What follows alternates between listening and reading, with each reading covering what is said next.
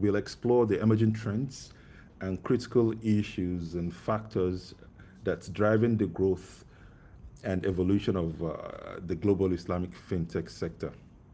So, Mr. Bassett, you're welcome. We look forward to hearing your reflection on the trends and issues and happenings basically that are shaping the global Islamic fintech sector. Assalamu alaikum, Dr. Amin, and assalamu alaikum, everyone. Bismillah ar-Rahman ar-Rahim. Thank you so much for having me. Ramadan Mubarak, everyone. And it's my pleasure to present to you the Global Islamic FinTech Report 2024-25, which we released a few weeks before Ramadan. This is a collaborative effort between ourselves at Ellipsis and our colleagues at Dinar Standard, who are known for their Halal Economy Advisory. Their flagship report, The State of the Global Islamic Economy, is a standout report in the sector. And this is our attempt to drill into one of the key areas or key sectors within that report, which is Islamic finance, and specifically with the application of technology within Islamic finance. The report is live and is available now. I encourage you to download it. And what I'll attempt to do in the next 10 minutes or so is run through the key highlights of this year's report, talk a little bit about some of the trends that we're seeing and what those implications are, and what we as industry practitioners can do to address some of the challenges or take advantage of some of the opportunities that exist in the space. I look forward to your questions, comments. The report has, as Dr. Amin pointed out, has been going for a number of years. We evolve it every year based on the feedback that we get from everybody. So we encourage you to provide us your feedback, tell us what more you want to see, challenge what we have in the report. If you think if it's not right or not accurate, we're more than happy to address how we do things in the report. And inshallah, we ultimately want to make it useful for yourselves in the industry. And your feedback is very important to us. I'll just jump through a few slides. As Dr. Amin mentioned, this started many years ago. So in 2017, we first looked at the Islamic fintech landscape, and that was just a simple mapping of the companies that existed at the time, the subsectors that they were active in, and the geographies in which they existed. And that was done in partnership with IFN. And we found at that time 110 Islamic fintechs existed in the world. Quite strangely, we found that the UK had a very dominant position in producing Islamic fintechs. And when we explored this a little bit further, we discovered that this was due to the UK having a specialism in Islamic finance, of course, but also a vibrant fintech sector, a great tech scene, and being the sort of Western center of financial services. So it was this organic environment that helped Islamic finance entrepreneurs develop their fintech solutions. But very quickly, we started to see the interest level spread, particularly around the GCC and in the Far East in Malaysia, and a number of firms emerge, but also action taken by different governments in those geographies to enable entrepreneurship, and specifically around Islamic finance and Islamic fintech. We continued. Dinar Standard in 2018 produced the Islamic fintech, first sort of defined the Islamic fintech report. Ellipsis, we followed up the year after in 2019 with our own version. And from 2020 onwards, we've combined forces and developed the report that you see now. So this is the fourth iteration of the report in its current format. So the headlines of this year's report. The market size for Islamic fintech is expected to be was expected at 161 billion for the year 2023-24, and is projected to grow at 13.6% annually to 306 billion by 2028. The dominant markets are Saudi Arabia, Iran, Malaysia, UAE, Indonesia, and Turkey. And this is based on transaction volume, so the estimated size of transactions happening through an Islamic fintech solution. There are now 490 Islamic fintechs globally in 42 countries across the 13 sectors that we map. And in the back of the report, there is a full database of all those companies, their URLs, their sectors, and their geography as well. We also take a look at what we call the GIFT Index, and this is an index that measures how conducive ecosystems are to Islamic fintech. So we look at 19 indicators in 5 different categories, and those categories are talent, regulation, infrastructure, Islamic fintech market and ecosystem, and the capital environment. Of those 64 countries, what's notable this year is that whilst Malaysia has been dominant for the last few years, Saudi Arabia for the first time has risen to the top of the ranking. And that's very much a symptom of the concerted efforts that have been made in Saudi Arabia, not only in opening up their economy, but specifically focusing on Islamic finance, specifically focusing on technology and fintech, and certainly the actions taken by the regulator SAMA in enacting some favorable regulations for fintech. And indeed, some of the largest funding rounds and now largest firms by market capitalization exist in Saudi Arabia as well. So it's no surprise that Saudi Arabia is now top. It's been a steady rise to that. Malaysia still holds a strong position in number 2. Indonesia, United Arab Emirates, and the UK as the most notable non-OIC country make up the top 5. We also take a deeper dive into each of those hubs. So, for example, we look at 8 factors across those hubs, and we survey those hubs and their representatives. So you can see we have ecosystem representatives for each of those hubs that we are in touch with, and we ask them to create a self-assessment on how they rank against their peers on things like regulation, Sharia compliance, access for international fintechs, the capital environment, talent, etc. And what you can see is the spider diagram in the middle of these charts gives you an indication of where their strengths and weaknesses lie. Now, why is this important? Well, as an entrepreneur, if you're looking to start a fintech business, certainly assessing the ecosystem that is most conducive to where you might want to begin is certainly important.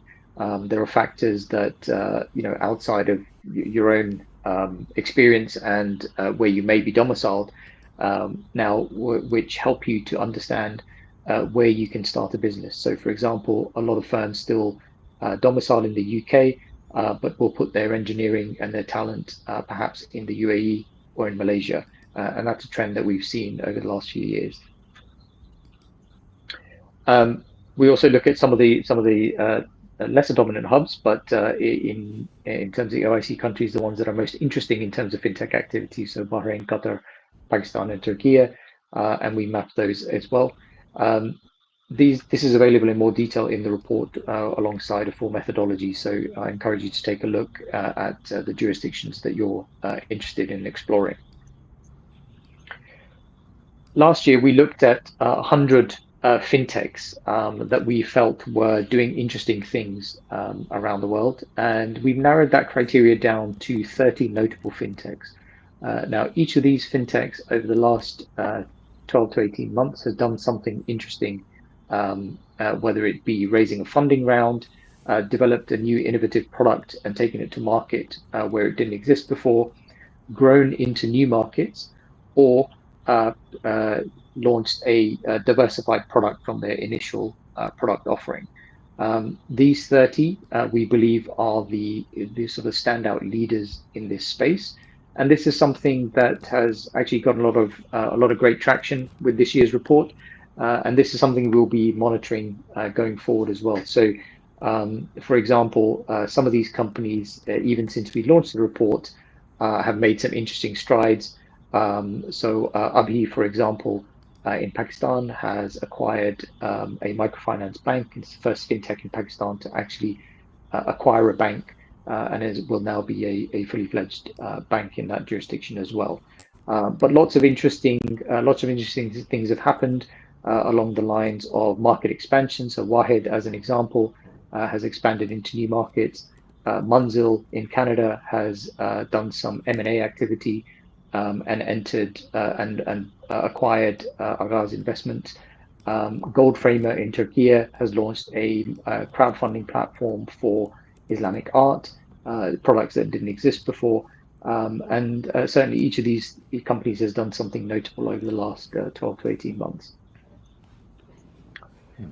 We also survey founders and industry practitioners, and we we present those results as part of the report, and we address a number of areas, and I've summarized sort of the key ones here that are interesting. So firstly, we ask, what are the enablers to growth for your firm as a fintech entrepreneur? And certainly we see raising capital as still the number one priority for Islamic fintech founders. That's the thing that they believe will enable growth for their firm and for the sector. Certainly a lot of those firms are looking at unserved customers. So trying to find attraction in segments, markets, or by providing access to unserved customers. Geographic expansion, so moving beyond the initial market that they operate in. New this year is sort of the effect of emerging technologies, and I think that's not surprising given the rise of things like AI and machine learning. And another enabler, which is declining in priority, but still within the top 5, is supportive regulation. So in previous years, there were markets such as Saudi Arabia that entrepreneurs wanted to access, but the regulatory frameworks weren't always in place. That some strides have been made in that space, but supportive regulation is always an enabler to further innovation. We also ask for hurdles. What are the challenges that some of these firms face? And whilst raising capital is seen as an enabler, actually getting access to the capital is the biggest hurdle. So the capital environment in Islamic finance space for entrepreneurship, for early stage firms, is fairly poor, and accessing that has been a challenge for entrepreneurs and remains so. Previously, lack of regulatory clarity used to be a big hurdle. Now that we're starting to see better clarity and frameworks put in place, it's actually the complexity of regulatory compliance that is now seen as a hurdle. So whilst firms are happy to access markets where they're now allowed to operate with a regulatory license, the burden of doing so is becoming more of a hurdle. And specifically when you think about moving from market to market and having to comply with different regulations for the same product across different markets. Lack of customer education still appears to be a hurdle, although declining. The complexity of geographic expansion is certainly, whilst geographic expansion can be an enabler, it's still a fairly complex process to move from one jurisdiction to another. And the cost of customer acquisition is on the rise and a hurdle. Typically because if you think about the early stages of fintech growth, it was all in the sort of alternative investment, alternative finance space. Lots of firms vying for the same customers, lots of competition, and the cost of acquiring that customer was fairly high. That's something that's yet to be minimized. However, as we see more M&A activity that we like the likes of that we discussed earlier, we expect some of that cost of acquisition to go down because ultimately the same firm can then offer a suite of products to the customer. We also look at the wider industry and ask industry practitioners about growth sectors within Islamic fintech. And for the first time this year, digital assets is seen as the #1 growth area for 2025.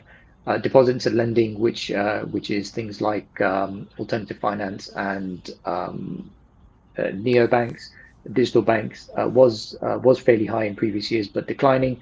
And areas such as wealth management and social finance, which are fairly underserved at the moment, have an opportunity as well as growth sectors in 2025 and beyond. We also map the 490 firms that we identify across their sectors and across their geographies, and present this heat map. This heat map really shows where the concentration is. So, for example, alternative finance, as I mentioned, was a key growth area in the early years. Payments, raising funds, so things such as crowdfunding, areas of wealth management in the GCC. The darker areas fairly saturated, the lighter areas not so saturated with firms, and it really highlights where maybe there is sort of high competition, but also at a country or a geography level or a sector level where some opportunities still exist. what was encouraging was I was in Qatar recently at a conference, and I met an Islamic fintech who are an insurtech, and they said that they have launched an insurtech product in Pakistan because they saw that this was a gap in this heat map. So they actually used the output of this report to develop the solution, which is very encouraging to hear, because all we're doing here is describing what's happening, but there are actual practitioners that are using this and trying to effect change, which is, subhanAllah, very, very encouraging. We also look at those sectors and look at their growth momentum as well, where people expect growth to happen.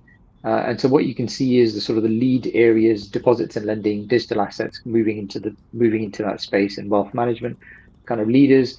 Areas such as alternative finance, payments, raising funds, and maturing, where there's still high volume of firms, but expected lower momentum of new firms and growth.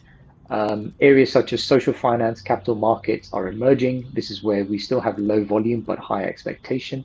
And there's still some dormant areas such as insurance, where there's still low volume of firms in that space and low expected momentum certainly over the next 12 months.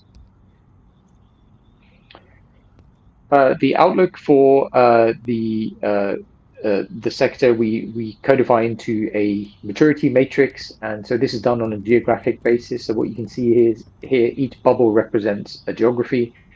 So the largest bubble at the top there is Saudi Arabia. The size of the bubble represents the market size, as we've identified in our market sizing. And again, we are mapping this on a volume and momentum basis. So high volume being high number of firms exist, high momentum being high expected growth.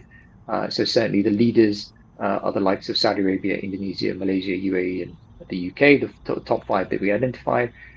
Pretty much everyone else falls into emerging, so still lower volumes of firms, but higher expected momentum over the next few years. And there's a few that are sort of falling into the dormant stage, which is lower volumes and lower expected momentum over the next few years. Nobody yet is in the sort of the maturing space from a geographic perspective, because we still expect, certainly for the dominant players, some higher growth. And that's it. That's the sort of key highlights of the report. The report is available now on salamgateway.com, who are our media partners. It's a free download.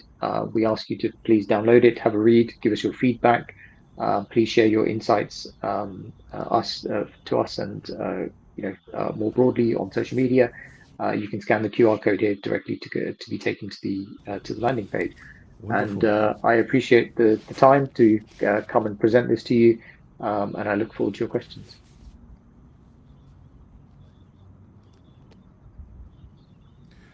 Thank you, really, Brother Abdel Hasib. Now, we don't have much time for questions and answers, but allow me to throw up a few questions before I begin to highlight some of the questions that are already in the chat box.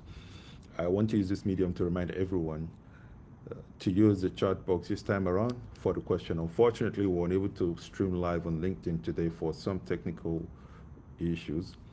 Nonetheless, we're streaming to YouTube, and then we can always have the video available later. But Brother Abdel Hasib, the report actually this time around is quite deep and comprehensive, and it sort of highlights foremost my joy is the projection of the global Islamic fintech with respect to size, about $300 billion market size by 2028. What would you regard as the primary drivers behind this growth? And of course, you've mentioned the likes of Saudi Arabia being a major contributor, but then what are the regions that are the major contributor, major drivers? What sectors are we looking at that are? Yeah, so I think certainly the reason we look at different ecosystems and their conduciveness to Islamic fintech is important, because those factors that we assess are really the drivers. So fintech and Islamic fintech doesn't really happen by itself.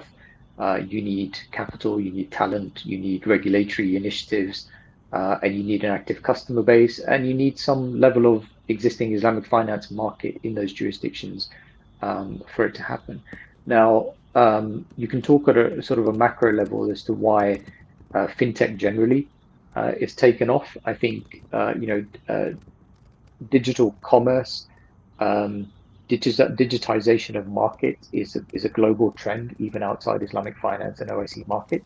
And certainly there's an element of that growth happening at this stage and at this rate, and consequently the growth rate of Islamic fintech is expected to be, whilst it's the smallest part of the fintech market, the growth rate is expected to be higher than the overall growth rate of fintech globally. And that's because some of these markets are still playing catch up to the fintech wave. Certainly, some of them are slightly later to the table, whether it be with regulatory initiatives or just allowing allowing digital products or opening up their markets to overseas fintechs. And a lot of that, it really, the driver for it, the key driver really is the customer, right? So the customer being the recipient of those services digitally. That is something that everybody demands now. Smartphone penetration in OIC countries is fairly high. In some countries, it's actually more than one, which means people have, what that really means is on average, people have more than one smartphone. So, they are doing things digitally. Newer generations coming into the workforce are natively digital. They're not like my generation who remembers an analog time. Moving to a digital time, they're in the digital era. They expect to do things digitally. Nobody wants to walk into a bank branch, write a check. No, even nowadays, logging into an online portal for a bank is not really a done thing. It's all app based on your phone. And so, a lot of this is being driven by the consumer demand to interact with these services digitally. And certainly the regulation has caught up. The technology is certainly there, and now moving forward in leaps and bounds, and will be able to do some amazing things in the next few years. And so all of that sort of coming together, it's not one sort of single thing, but all of that coming together at the right time, with the right levers being pulled from a policy and regulatory perspective, is driving that growth. Oh, interesting. And this growth, a case study will be Saudi Arabia, that you also mentioned just now, and also in the report. You've highlighted it as coming on top of the pack. What would you regard as key lessons for other countries? Or what would you rather, let me put it differently, would say, okay, what are the specific things that sort of propel Saudi? Yes, they're opening up and then there's a lot of investment and whatnot. Can you just sort of pinpoint them and draw them out as a lesson for other countries? So I think every country is different. They need to look at their own strengths and weaknesses. I think Saudi is interesting because from a GCC perspective, it's the largest consumer market. And that in itself is a key reason why Saudi will dominate, because just the volume of consumers that they have. But within the smaller GCC markets, for example, there are niche things that can do quite well. So these are generally large remittance markets to other parts of the world. Providing digital access to those types of services can do quite well, and has been doing quite well. There is, as you mentioned, there's probably quite a lot of wealth in those markets. So, wealth management products, capital markets products for businesses and economy within those markets have a lot of potential. And then, for non-GCC markets, there are other challenges. There are challenges around financial inclusion, for example, in places like Pakistan and Bangladesh, and some of the North African countries. In further east, in places like Malaysia and Indonesia, again, more developed Islamic finance markets. So certainly have an opportunity to produce products for a more developed Islamic finance market. But with that comes a huge talent base that is attuned to Islamic finance. So certainly, there's things that can be done there to attract foreign startups into their ecosystem and not just develop them organically, because certainly there's engineering talent, there's Islamic finance talent in those jurisdictions as well. as well as a sizable addressable market as well. And then what do you then say to this thing? I don't know if it's something you've covered in the report already. I haven't read it entirely. I've certainly looked at it. But it's a common phenomenon that you would have enterprises, fintech, setting up elsewhere but operating in another market. So what's the trend with respect to Islamic fintech? So the trend historically has been set up where the regulatory barriers are low. I think, and go to the markets where you're likely to get better product market fit. And certainly, if you can address your local market quickly and move to another market, that serves you well. We've seen that with, I think, Wahed is probably the standout in that example that started in the US, moved to the UK, Malaysia, UAE, and is now exploring other GCC markets. So probably most expanded. We've seen firms like Ethis in Singapore move to Malaysia, Turkey, and Oman as well. So there are examples of fintechs that can scale across markets. I think the other kind of trend now is probably slightly unrelated to fintech, is actually as Western markets are certainly in Europe moving more towards higher taxation. Certainly, entrepreneurs are thinking about where to domicile themselves, and so naturally, places like the GCC become more interesting for them. In those GCC countries, rules being relaxed around foreign ownership of companies, so not requiring always a 51% local partner. Rules like that being relaxed in free zones certainly helped firms to set up there. So on a case-by-case basis, these things do become important for entrepreneurs in determining where they set up. And then ultimately, it's the standard things like I need an engineering team. Where does that specialism exist at a potentially a lower cost than a high cost jurisdiction like the UK, for example? And where could I house that engineering team? And these are all sort of considerations that we see Islamic fintechs making, and it's fairly common now to have Islamic fintechs that very early on in their life cycle are in at least a couple of jurisdictions, if not addressing that market, but certainly from a team distribution perspective. So essentially, given the paradigm shift happening in the West and what's happening in the East, Islamic fintech are able to sort of take positions accordingly, right? Moving away Correct. from high taxation and regulatory environment to set up where it's more relaxed and there's an opening for foreign ownership, say along to GCC. And then maybe when it's come to talents, maybe they consider South or Far East Asia, where talent, or Africa, where talent are relatively more affordable. Is that Yeah, a and trend? I think, yeah, absolutely. And I think the final thing would be, those that have an aspiration to work with Islamic banks, which jurisdictions those Islamic banks are more open. So I think, places like Malaysia, certainly we've seen Islamic banks adopt more fintech, sooner than in other jurisdictions, and that's been a driver for why Malaysia's been an attractive market as well.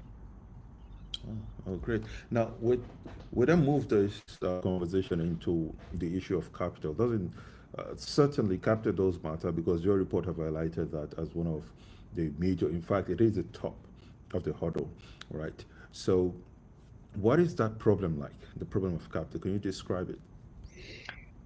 Yeah, so the problem of capital, I guess it's a number of things. So firstly, I think in the Islamic finance space, the capital stack that we see in the conventional space doesn't exist in the same way. So we don't have large pension funds that are acting as LPs and um, actively supporting a venture capital private equity ecosystem. And that's very important for early stage venture. What we have lots of sort of grassroots activity, people able to raise friends and family rounds, perhaps an angel round, and then this gap at the VC level. Now, certainly in places like the GCC, a lot of that is being tackled, and some of those. some of those jurisdictions have seen a lot of activity with VC funds. However, a lot of them have very sort of defined mandates around investing in companies that have come to the country. And so in other jurisdictions, the access to capital remains limited. And certainly what we don't currently see at scale, which I think is very important and was a real driver for sort of the early growth of fintech globally, is banks participating with capital. So corporate venture capital arms of banks investing in fintech. That was certainly a thing in the conventional fintech boom. It's not something we generally see in Islamic fintech. We do see some banks addressing fintech through programs and labs and incubators. However, the key element of capital is certainly still lacking when it comes to the incumbent industry supporting the entrepreneurial side of the industry. Quite interesting, especially the difference between capital in the West and capital in the Islamic world. Right, the ecosystem there seems more mature and more forward-looking, whereas that of the Islamic world, I would say it's maturing, but it's more conservative. Would that be an accurate assessment? Yeah, I think so. I think it all comes down to sort of risk appetite, and early stage venture capital is a risk capital game.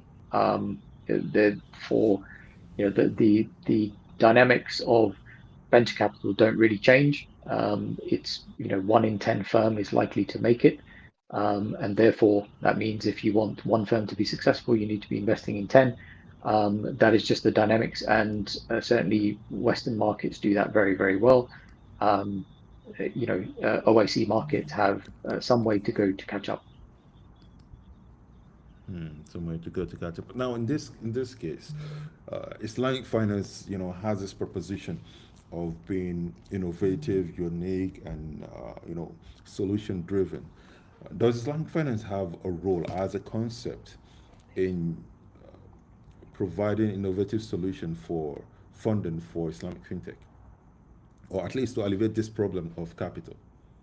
Yeah, absolutely, it does. So if you look at where the early traction was within Islamic fintech, it was really in alternative finance. So this was providing capital for different asset classes. So typically it was in the investment space, and a lot of it was fractionalized investment in real estate, in gold, in stocks and shares. These were kind of the areas that took off. But certainly I think the big opportunity space is within SME finance as well. So even on the consumer side, I'm not a huge fan of this sort of sector, but buy now, pay later has done quite well certainly in Saudi Arabia. There's some large players in that space, and other jurisdictions. However, access to capital for the sort of powerhouses of economies, which are small to medium enterprises, in most jurisdictions, they are where the growth lies. They are where the sort of job growth lies, and certainly in tax jurisdiction, that's where a lot of the tax take comes from as well. And so, they certainly banks have historically, not provided them with as much capital as large cap companies. There's certainly some opportunity to do something there. And there are innovative products like a profit participatory note pioneered by CCM, who are one of the 30 notable on our list. Products like that are very, very applicable to that space. Folks like Ethis, Hijra, all started out by providing, peer-to-peer financing or crowdfunding to businesses as well, invoice financing, products like that. So these types of products can certainly, where Islamic finance can develop them certainly on an interest-free basis, or a different mechanism such as profit sharing, certainly have a lot to offer to the wider economy as an Islamic finance solution. And with this funding issue, and then the the potential of Islamic finance, solving the problem. How do you see players in the industry, meaning players, Islamic financial institutions coming up, taking a lead role in preferring these solutions, be they banks, be they assets management, be they even the takaful or other institutions? Yeah, I think it's again it's case by case, and it's varies by jurisdiction as well. So, for example, we've seen where licenses have been given out for digital banks in certain jurisdictions. In some cases, some of the incumbent banks have applied and been successful in getting those licenses, so have been able to spin up their own digital Islamic bank, and that's certainly a trend that we will see continuing. Um, in other jurisdictions, we've been approached by some banks in different jurisdictions off the back of this report to advise them on which fintechs they should be speaking to solve certain problem statements that they have within the bank.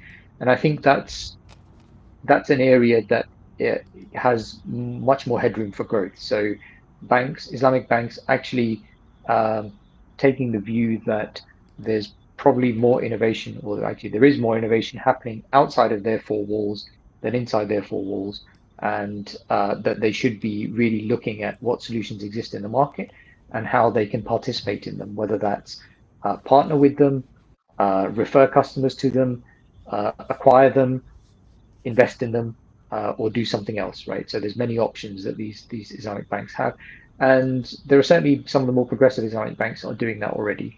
And we would hope and we expect to see in future more Islamic banks doing so. And would you say also the size of Islamic banking does impact this ability to actually provide solution compared to the conventional financial system? Absolutely. So there's no surprise that Saudi Arabia is sort of, emerging at the top here. Um, Mm. Saudi Arabia has one of the largest penetrations of Islamic finance across OIC markets. Certainly, customer affinity to Islamic finance is a big driver. If they're already used to or attuned to looking for Islamic finance solution, they're more likely to use an Islamic fintech. And so the overall development of the Islamic finance market in each of those jurisdictions will have a big impact on how Islamic fintech develops in that jurisdiction as well.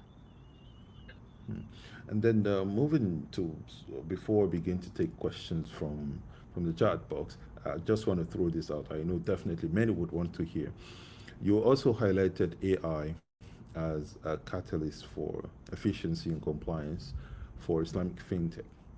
Now, you also did mention that there is need for some sort of standardization with respect to Sharia data sets. What does that mean? Yeah, so it's a very big question. So I think on the AI side, maybe let's talk about that one. I think there is, as I think as everyone will have experienced, there's just been a complete AI sort of hype cycle over the last 6 months with everything that's happening, and um, it's a very fast moving space, and certainly a lot of institutions are trying to understand how to participate and take advantage of it. I think there are already solutions that exist, and we highlighted some of them in our report. So the solutions like Alphalytics, which are working with banks and asset managers on optimizing equity funds. These types of solutions already exist in the market and are working with existing financial institutions. There will be more developed. Certainly, the AI is a very deep subject, probably bigger than we can get into now. But uh, there are sort of there's applied AI and there's deep AI, and I think a lot of what we're seeing now is applied AI. We will probably start to see deeper AI applied to Islamic finance. Um, in order for that to be successful, the quality and accessibility of data is something that is key.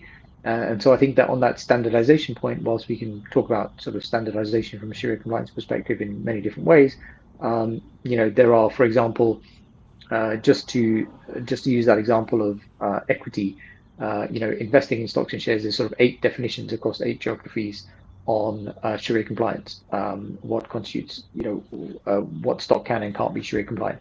So all of that doesn't necessarily need to be standardized, but from a data perspective, at least needs to be codified so that it can be picked up by a model for analysis and for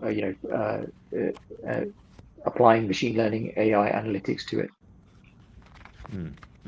And in this case, then, how industry-wide, how can we collaborate to sort of develop these data sets in a way that will be more useful, as you have put it, codified and whatnot?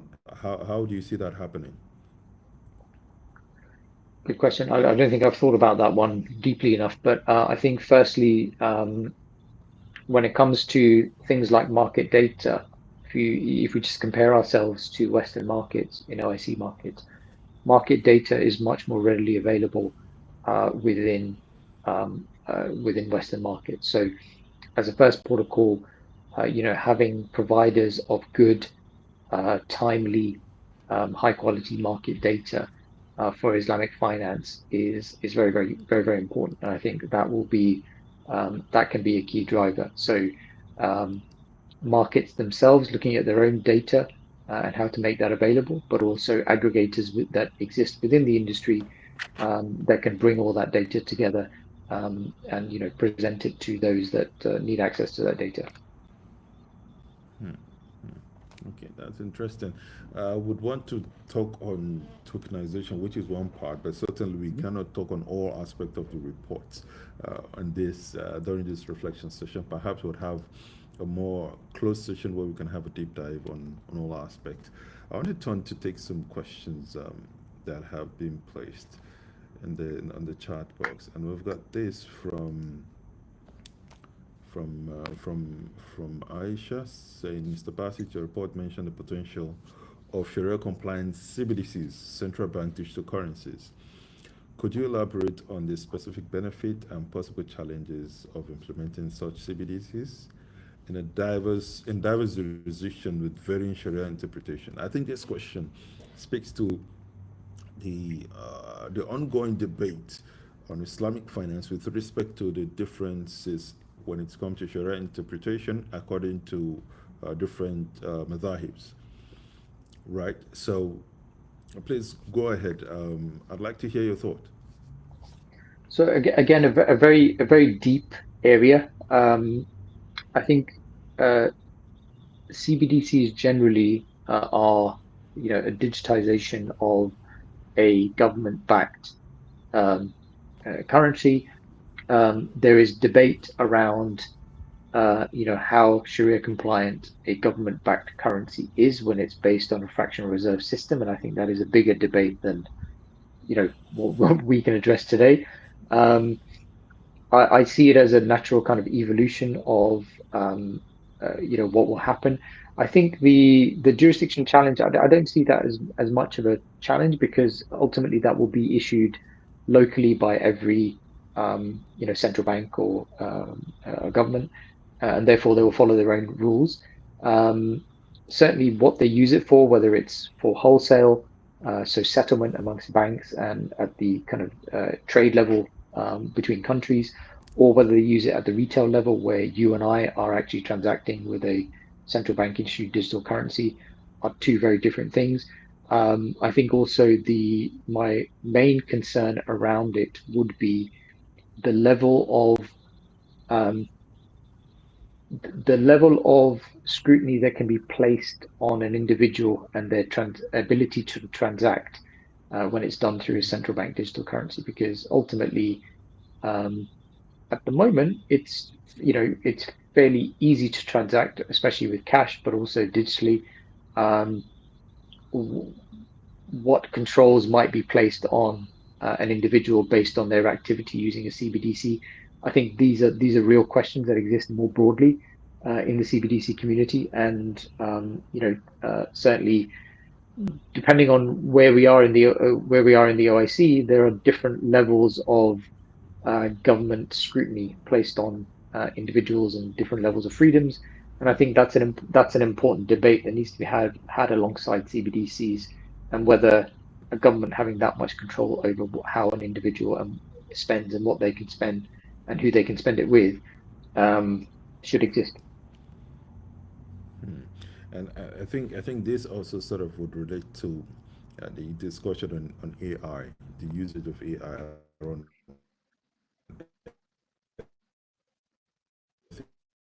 ethics and governance. I'm trying to get it on display. Yes, Saint Salam, agree with the report. Access to capital is a key hurdle for Islamic fintechs. What innovative funding mechanisms? I think we discussed this a bit, but maybe not from this perspective, that can be developed to attract more capital for the sector and to support its growth. Yeah, I think certainly with with that gap that exists in the kind of let's say the venture space, I think there's two ways to address that. It's sort of top down or bottom up. I'm certainly a fan of the bottom up method, which is more angel networks. So I'm actually involved in setting up an angel network that is looking at bringing Muslim angels together to invest in Muslim-led startups, fintech and otherwise. Is that the That's Medina Angels? that is Medina Angels, yeah. So that's inshallah going to launch soon after Ramadan, and that is our attempt to kind of address this space. I think generally, what can be done to attract more capital to the sector? I think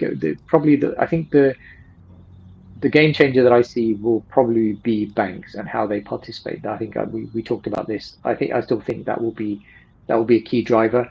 I think certainly we have a lot of money at the sovereign level, and whilst there are fund-to-fund programs that are now investing in venture capital funds, this is all kind of fairly new, relatively. So that will probably take a few years to really bring about any meaningful change in this space. But it's all steps in the right direction. I don't think there's one silver bullet here to solve the problem. I think there are many aspects of that capital ecosystem that we are lacking, and they all need development. Mm-hmm. And then what about regulation? I think we got to close with this question just to save time. So regulatory compliance is another challenge. Yeah. Same person. So how can regulators strike balance between innovation and Sharia compliance? Looking at what's happening in the AI politics these days, quite interesting. Yeah. I think AI is a separate piece, but generally on regulation, I think what was interesting, and I had the privilege of being involved in fintech in the early days here in the UK when it was taking off in sort of 2014 onwards. One of the things that people don't appreciate is the reason fintech did quite well in the UK is the regulator here actually had a competition mandate, which meant that they had to allow alternative solutions to be developed, and they had to develop their own regulatory frameworks around it. Now, certainly, regulators in developing markets can, accelerate their process by learning from what's worked in other markets, and that is something that we do see happening. How they strike that balance? Really, it's I would say not protecting incumbents, so actually allowing competitors to emerge, making sure that and I think this probably touches on the AI point, that consumer protections are in place, whilst allowing new products to be tested and developed in the market. So whether that's through a sandbox approach, whether that's through limited scope, or through free zones with limited capability, those are all mechanisms to get new products to market before they go untested products to market that can be developed, and the regulatory frameworks can be developed alongside them going to market. The AI question, I think, is a huge one, and not one we can address today. Certainly. Hopefully, would have you again. You would afford us your time and to share insights on this and on a more deep dive, fashion. We've got just before we go, Brother Abdul Hasib, on tokenization, I said I'll come back to that, and digital assets, right? What are the key trends, and what are some of the promising use cases that are out there with respect to Islamic finance? So, key trends. I think yeah, part of the work I do is involved with a non-profit globally that is working with digital assets and the digital assets industry.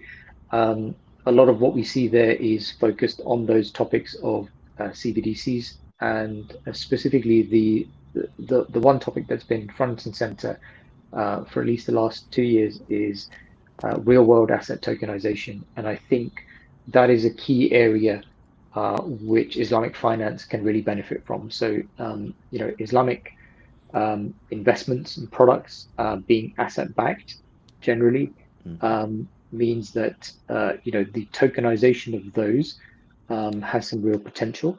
In the early days, what we've seen from a digital asset perspective is the sort of development of exchanges and protocols within OIC markets. Certainly, is still in some OIC markets, trading of actual cryptocurrency is still not allowed. That would need to change, I believe, for that sector to develop in those jurisdictions. But certainly, the use of blockchain and tokenization for real world asset classes it will be an important development. I believe in future everything will be tokenized because tokenization brings some advantages that we look for in Islamic finance. So transparency, auditability, direct ownership, and certainly for some of the illiquid markets in which we invest, such as real estate, bringing some liquidity through tokenization will certainly help those markets as well. So I think there's lots of different aspects of tokenization that lend themselves quite well um, as well to Islamic finance. I think generally, cryptocurrency, I'm not so sure is necessary, in a lot of Islamic markets. But I think to have a holistic digital asset ecosystem, you do need to allow cryptocurrencies as well.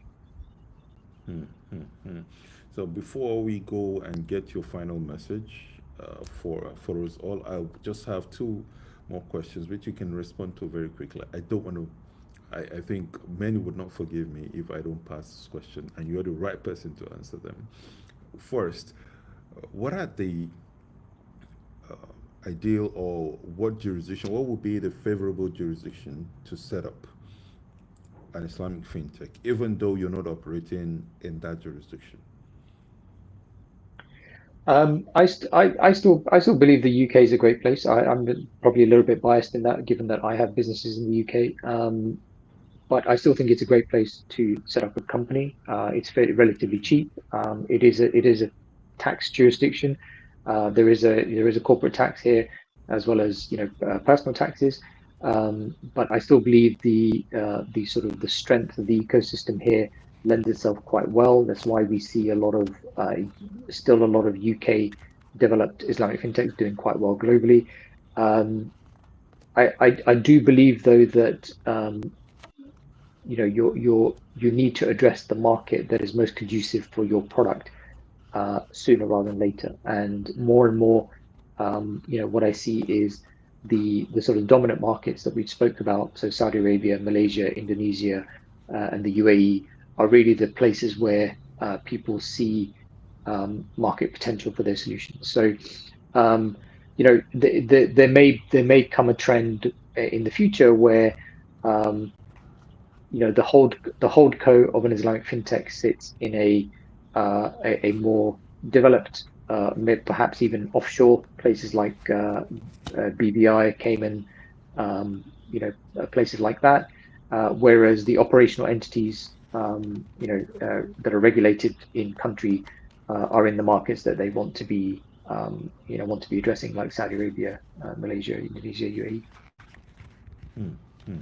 And then the last one, are you worried? Are you concerned that the technology underlying most Islamic fintech are not native to the Islamic, the OIC countries itself in terms of origin? or the owners themselves, often most of them rely on third-party providers, the underlying technology infrastructure, this tech stack, which might have impact with on the pricing, might have impact on, for instance, certain biases around ethics and moral. Are you concerned? Yes, hugely. I think it's something that from the sort of dawn of the sort of internet age, the Islamic world has not really thought about in any great detail.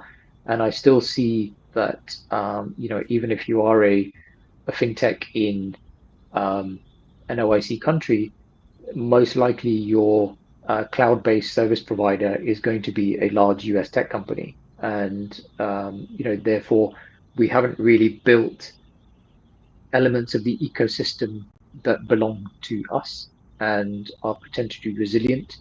Um, as the global environment changes, the more control we have over our own destiny, I think, is better for us. The more control we have of our destiny, the more it gets better, the more better it is for us. Thank you so much, Mr. Hasib. Now, what would be your final message to us, generally, the Islamic finance industry? Yeah, I think the message would be, look, the reason we do this report, the reason we landscape Islamic fintech is it is a growing area. It's going from strength to strength every year. The advantage of us having done this over 7 years is that we can see how those trends are emerging and how accurate we are in predicting where things are going. And for those who have Islamic finance, Islamic fintech solutions in your geography, in your jurisdiction that are accessible to you, my advice is always try them, learn from them, learn for yourself. But also, it's important for those fintechs to get feedback from you as the customer. We don't have to invest our entire net worth in these things. We can start from small amounts in most cases that we can readily afford, and get more familiar, get a comfort level with using these. Inshallah, you can benefit from them for your own personal wealth. A lot of these products do provide market beating return, and access. And yeah, I would say, keep an eye on this space. There are more and more solutions coming out every year. And what tends to happen now is, as quickly as we see developments in um, the conventional space, we see those coming into the Islamic fintech space very, very quickly. The time lag that used to exist of a few years has certainly been shortened, and so we will start to see the application of AI. We certainly have seen the application of blockchain and digital asset. Certainly start to see the application of AI in Islamic fintech over the next 12 to 18 months. All right. Thank you so much, Mr. Abdul Hasib Basit, for this insightful discussion. I believe this discussion warrants a deep dive session to go into some of the questions that have been posed in a more detailed fashion, to unpack many of the insight that I believe you have, perhaps unreported in the document, because the document is just one page. There's seem to be load of information up there that we need to understand, especially when it's come to case by case basis. And I believe a way to reach the report will be through Salam Gateway, right? Yes, And that's correct. Yeah. also on the report, there are contact details of Richard to you. Okay, that is wonderful. Thank you so much for being with us. We say a big jazakallah khairan, and to your audience, let's take this opportunity, as he said, within our own jurisdiction, let's explore what's available within the Islamic fintech space before looking outward. And let's just endeavor. It doesn't have to be on the base of our entire net worth. A little bit of it just for a trial, and perhaps supporting our own space. Not necessarily because they're just Islamic fintech, but we believe there's some value in there that they have, and we should be forced to take advantage of those values.